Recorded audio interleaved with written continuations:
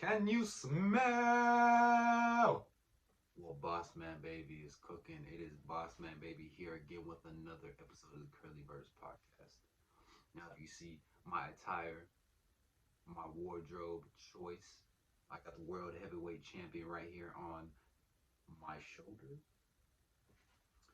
My shoulder, and it's pretty heavy. Got the Pit Vipers on. With El Tigres jersey. You know, that's my team. I was for America, but now I'm Tigres. If you know, you know. But how we doing, guys? How we doing today on this? Whenever you're listening to this podcast, I survived COVID. Now look, I thought I thought that COVID was dead. I thought it was gone. That it was never gonna come back again, but it did. So it hit me hard. You know, this past week I got COVID 19 again for the second time. And let me tell you, the champion is champion for a reason. Although I was in bed for about 3 days straight and I hallucinate. Look, when you have a fever, I don't know if any uh, like, am I the only one? Am I the only crazy one that I hallucinate whenever I get fevers? Like the first night, whenever I got sick, I hallucinated that I was the first COVID 19 victim with a new strain, and that the doctor was coming in every time I woke up from my sleep, and um, I could hear the doctors like telling me to flip over or turn this way or how you feeling. Like literally, I heard the doctors talking to me, but there was no. I mean, there was a cat coming in and out of my room, but that I mean, I wasn't no doctor. And then the second day, I was something with beauty care. I don't know. I think I don't know, man. It was a lot of hallucinations while I was under the COVID 19. Um, that night, whenever I got sick, I I started getting shivers or whatever. And to be honest, it's probably not the best move, but you know the champion. When the champion is thirsty, he wants to go get a dollar drink from the Parkers, the local Parkers, you know, the local Parkers. And so I went in there, and I don't know why. Why the hell is Parker so damn cold? But I walked in and I instantly started shaking, shaking like I was possessed by a fruity ghost, by a ghost that wanted to do the salsa dance, but was not confident enough. So you just shaked.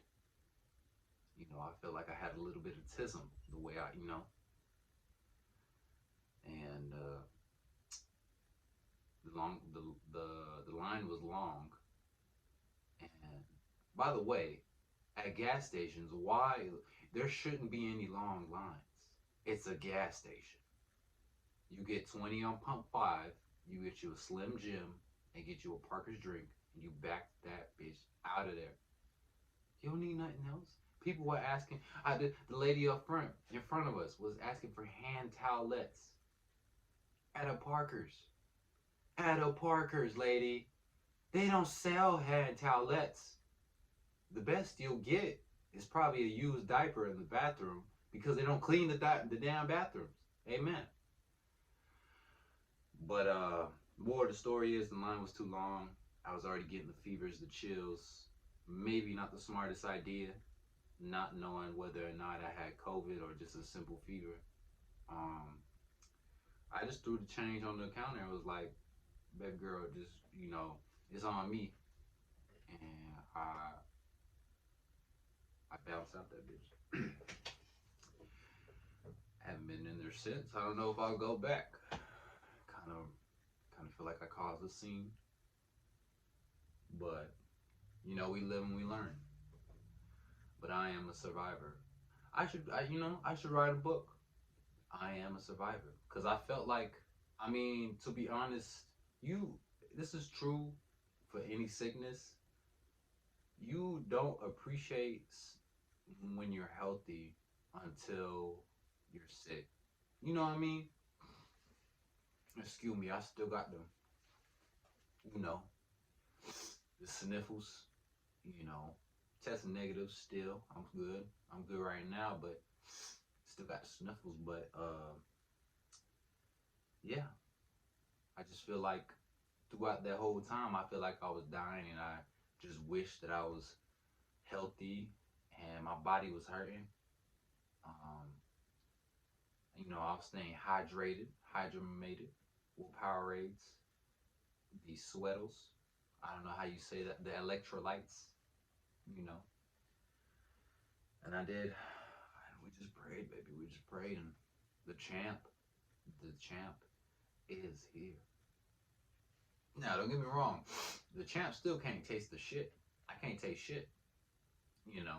And it was crazy because my mom, she made some fucking bomb ass lasagna, and I took a bite out of it, and I instantly got out of my chair, into which I was wearing no socks but gym shorts and a clean tee, and I got up and I kissed my mother. That's how good the lasagna was, but I couldn't taste it. I could, but my tongue still recognized the flavors and the intricate patterns of a lasagna, even though I couldn't taste it. Ain't that a bitch? Ain't that a bitch?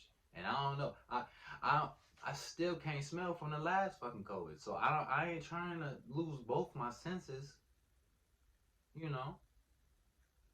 And let me know if you like you can't taste, or did you get COVID recently? Cause that bitch is going around like a fucking a damn hoe, a damn high school hoe. That's how it's passing that bitch around, man. And I'm just praying for y'all. Just praying for y'all. Stay safe. But do you remember the WWE? Now I'm not saying it's dead. I'm not saying it's bad now, but it ain't like it used to be. Man, if you ain't grow up with your older sibling, older uncle, older anything, throwing you around the house, putting you in figure 4 leg locks, throwing you out of the trampoline, you know, putting ladders in the trampoline and jumping from the top of the ladder into the trampoline. If you ain't do that, you weren't living, baby. You were not living. I grew up in a time, this is crazy. I grew up, my first dream job was to be a WWE superstar. And I didn't want to be, the tall, the big show, Mark Henry heavy set type of wrestler.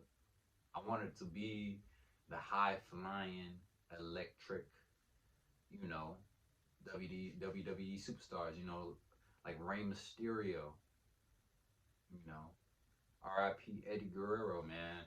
I still, Viva la raza, baby. Allah, I cheat. I still, Allah, I cheat. I still, Shotty, I steal your heart. You know, you got the champ. Can you smell?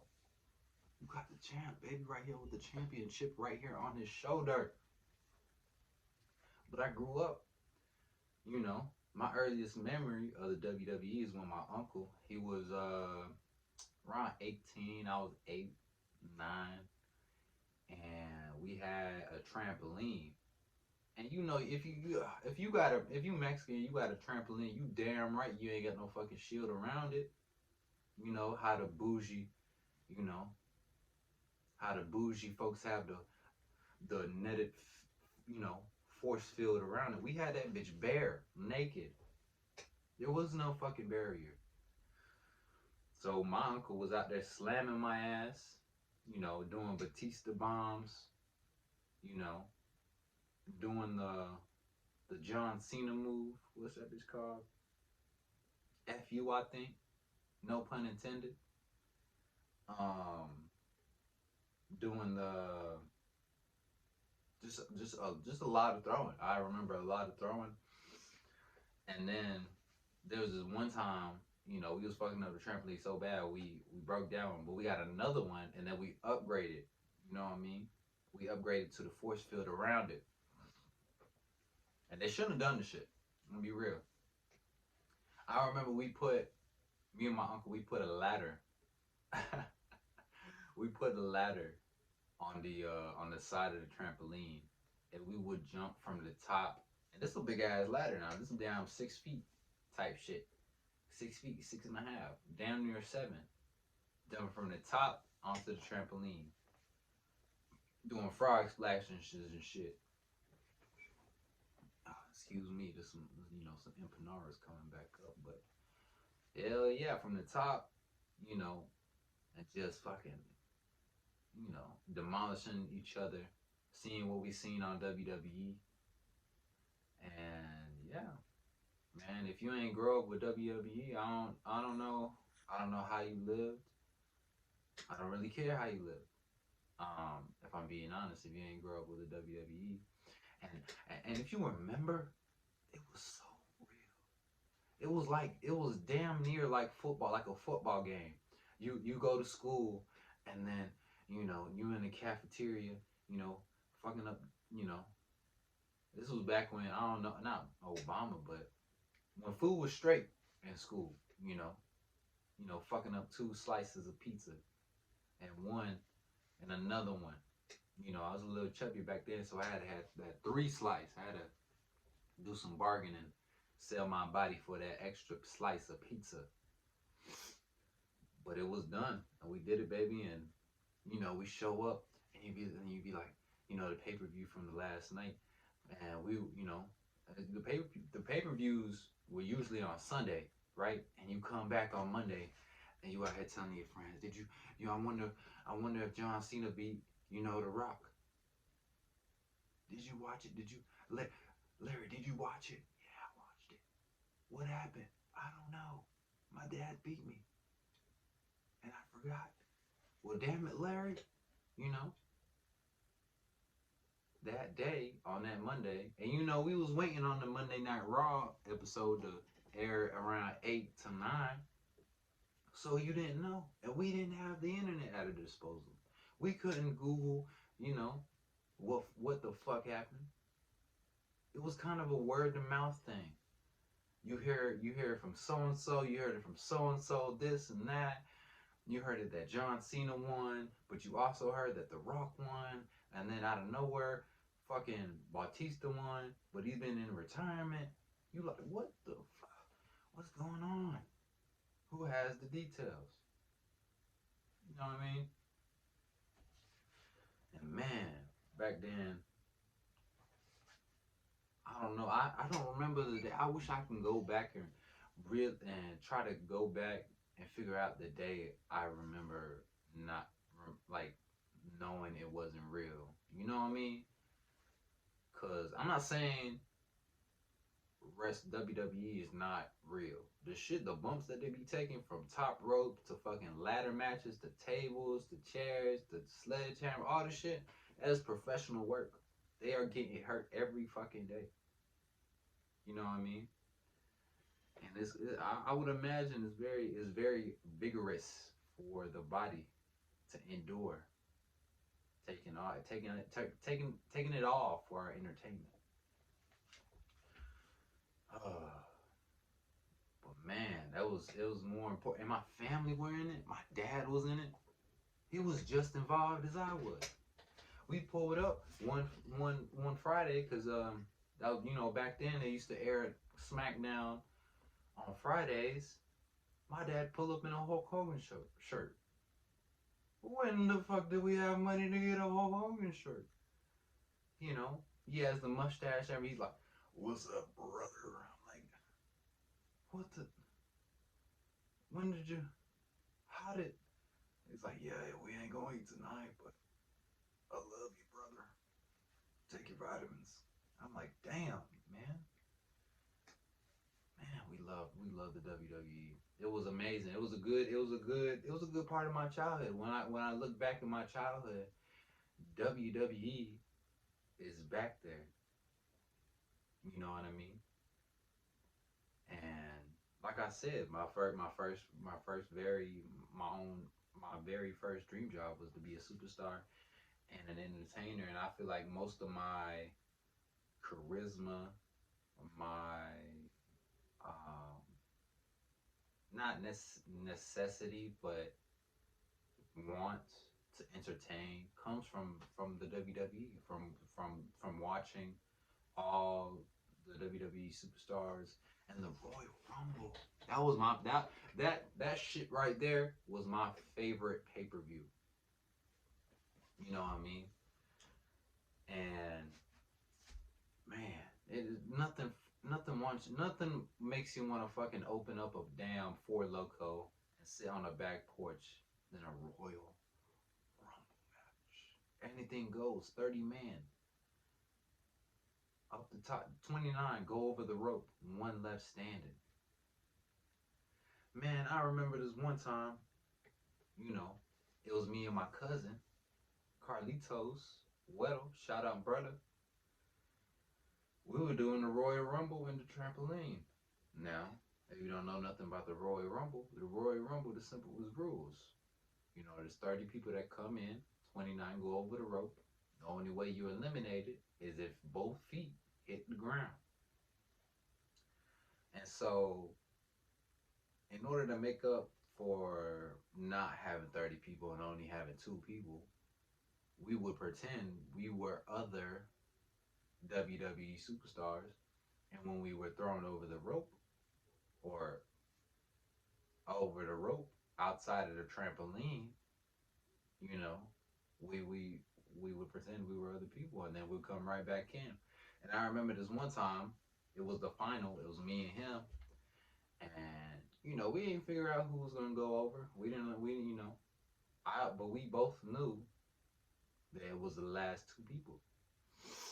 And so, being the champion and always being the champion, I threw Big Bro off. I I threw his ass off, like actually throw. I threw him, just threw his ass down, and I think he fucked around and hit his head wrong. And he started crying, and then afterwards I got beat, but it was all worth it, baby. You know why? Because I had the chance to go to WrestleMania, baby, WrestleMania, and that's the biggest pay per view of WWE. If you don't know, is WrestleMania. And man, I think I have a I'm not really into it now. Um, although I am the champion, as you can see, and if you didn't hear that, I'll do it again. Kissing this fucking championship. But I'm not into it as much now. I think because I understand now that it's predetermined.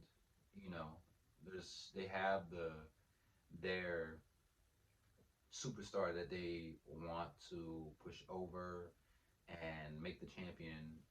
For the storylines and everything. And yeah, so I kind of know that art now, so that kind of takes the magic out of it. But I still respect the art.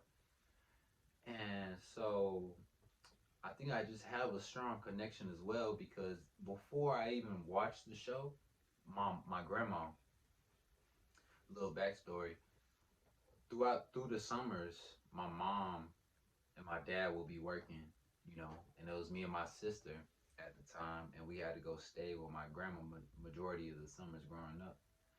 And for my grandma, I don't know why. She had the most she to this day she has the most randomest DVDs, but she has a shit ton, a boatload of DVDs. So she damn who has all the Alvin and the Chipmunk movies? She does. You know what I mean? She has Bloody Mary. She has you know every movie uh Robin Williams was in. Every movie, shout out to Star. But she had a collection of WWE DVDs of the pay-per-views, Payback, the old pay-per-views, baby, the Royal Rumbles, the WrestleManias. She had all the OG ones, and I remember, you know, when we spent time over there in the summer, we would, there was two different TVs in two different rooms, so I'd pop that bitch in, get some damn, some microwavable, TV dinners, and I'd watch that bitch. I'd watch Eddie Guerrero take on the Undertaker, or take on, let's see, who did he take on? I think Kurt Angle. I don't know. One of those. I remember seeing him win his very first world heavyweight champion at a WrestleMania. So I'm not sure which one was it, but I saw it, and it was. I mean, it was amazing, man. And that that just led me to love that industry and love that form of entertainment, man. And dude, dude. I went through so many um, origin stories. I think my first ever, when I say origin story, I mean, like, how did John Cena become John Cena? How did the Undertaker become Undertaker? My very first one that I watched was Rey Mysterio, his origin story, and seeing how he was brought up, wrestling in Mexico, where it's way different. If you don't know, here in America, it's weird to know this shit, but I love it. When wrestlers from the U.S., when they wrestle and go through the whole process of wrestling, they use the left side. They pull, do the little hip tosses from the left. They do the clotheslines with the left. Everything. And so in Mexico, it's reversed. Just like everything, just like fucking everything. Compared from USA to Mexico, it's on the right. Um, and yeah, just little details like that. Seeing how he grew up, seeing the importance of the mask. And if you don't know nothing about the culture, I honestly think it was a mask for perverts at the beginning, and then it changed to a style of wrestling. You know, I had one of the Rey Mysterio masks. It was crazy. I lost it, I think, in a bet. I'm pretty sure. I never got that bitch back. But it's okay, baby. You know why? Because I'm the champion, baby. The champ is here, baby. But yeah, man, that's a little bit about the WWE, and that's how I grew up. And yeah. Besides Corona, though, I survived a fucking hurricane. You know, and shout out to damn the hurricane Adahaya or Adahi, however you fucking. Why is hurricane name so damn hard to fucking pronounce, man? Why can't we just, you know, Hurricane Carl, Hurricane Rebecca? You know, we out here calling these, you know, these biatches, because the hurricanes are biatches. We calling them, like we're fucking naming, like I'm Elon Musk and I'm naming my child. XVU lowercase apostrophe 148. Like nobody gives a, just fucking call it Carl, okay?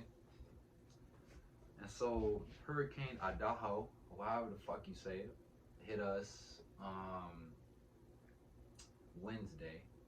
I'm from the southeastern Georgia part of things, so it touched Wednesday, like mid morning, if that's a thing. Basically lunchtime. And to be honest, I slept through half the bitch. Woke up to no lights. Um, didn't have no lights for a couple days, 2 days to be straight, to be honest, and it really was all that bad, to be honest. We didn't really get it all this bad, but condolences to anybody that got hurt. Maybe lost a dog, a wiener dog, but it wasn't really serious over here. I remember though, I'm gonna be real. I was a little angsty, a little, perturbed, if that's a way to describe it. I was, I was pretty, I was scared shitless. I ain't gonna lie, cause it's been a while since we had a hurricane. You know what I mean? I don't remember the last time we had a hurricane, but it was. I don't remember. And this one I'm probably not gonna remember either, cause it wasn't that bad. The wind was all right. Um, it rained, but nothing too crazy. No trees fell around us, but in my town, Metter, there was a bunch of little trees, going down, power lines. Damn, Georgia Power was taking a time. Shout out, and we don't realize the importance of electrical engineers or electrical people like Georgia Power that work through storms and after storms to give us our electricity back. So shout out them boys, man. I know they getting paid a pretty buck, but that bitch still ain't easy.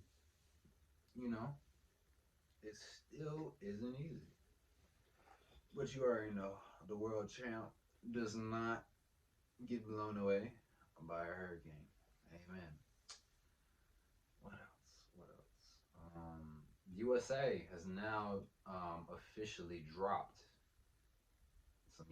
some alien film.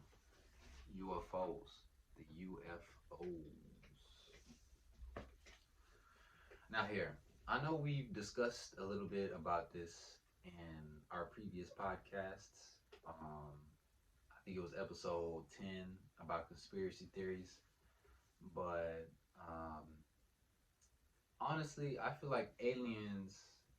Okay, this is my honest opinion on aliens. I feel like aliens are us, but in the future, and we're able to go through the past and to see us and study us and understand what. Because I don't think we can alter. Because I know I don't know. This is just my opinion. But in the future, we're gonna be able to come back, but not be able to change it.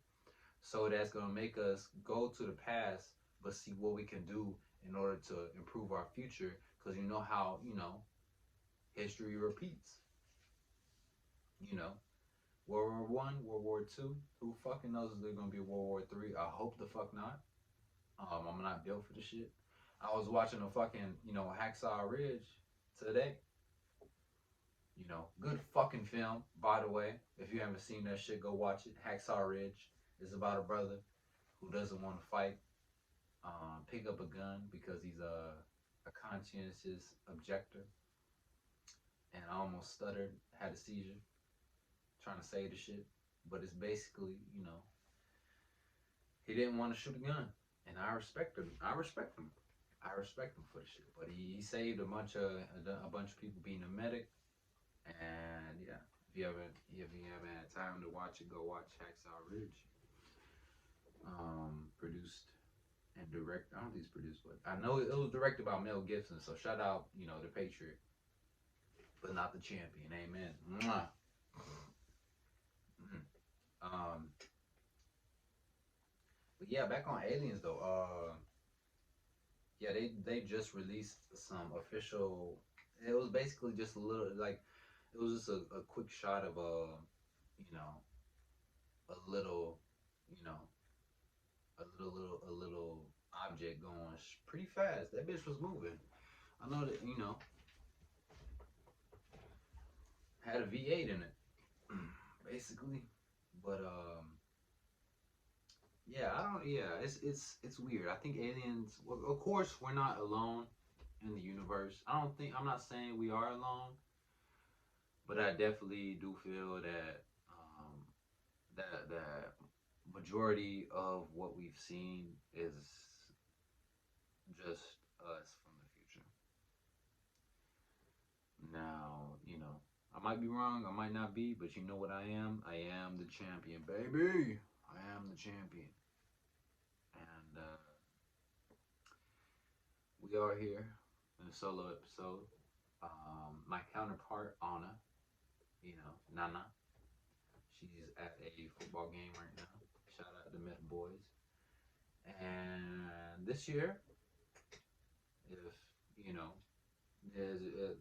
as the Mexican saying goes, si Dios quiere, I'm gonna coach the Met Boys, baby. Not just me, but I'll be helping coaching the Mitter soccer males and leading them to their first state champion. You know, it only takes a champion to teach other champions to become champion. I'm gonna put that bitch in my yearbook. Well, I'm already graduated, but I put that in my quote in my book in 5 years because there's gonna be a book. I survived. Amen, baby. Amen. But yeah, I'm looking forward to that. For me, soccer is a way to express myself and to keep myself fit, but also it really resonates with me towards life because I feel like life is just a set of patterns, and soccer is pattern plays. You have to swing it to the right and then create space to where you swing it back to the left and you're already upfield. And then right there, there's those little pieces of creativity between players and each other, linking up to each other. And then a through ball to the striker and then leads to a goal. It's just patterns and positive patterns that move towards the greater result. And yeah, soccer just like the WWE. Soccer's just been a very big part of my life. Um, there's gonna be a photo of me somewhere around here of when I was small, very young. You know, kicking the ball. I was a little chubbier back then. But man, I've been playing soccer ever since I was a jit, man. I've been kicking. You know, I've been kicking a lot of shit, kicking bitches to the curb.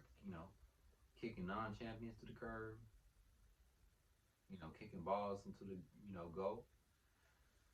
And man, I just feel like I can definitely assist the Meta Boys into becoming something great. Learn. Teaching. For me as a coach, and this is really what makes me want to be a coach is just not the prestige that could come with it, not the authoritarian figure, more of kind of a a third view, a helpful third view.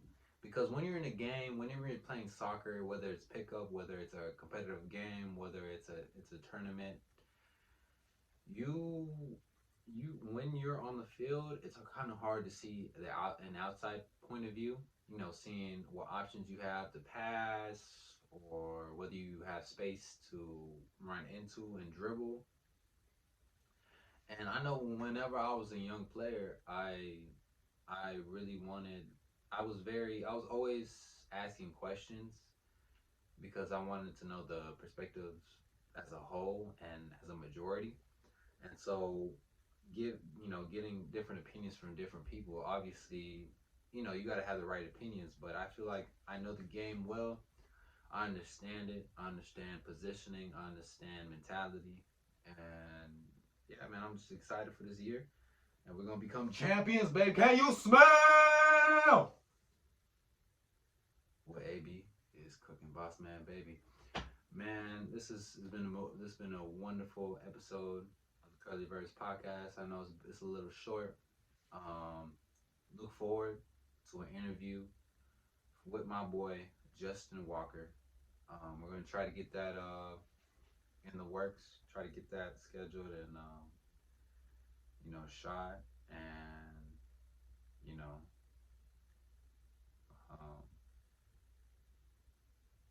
just look out for that. And we'll see you on the next episode.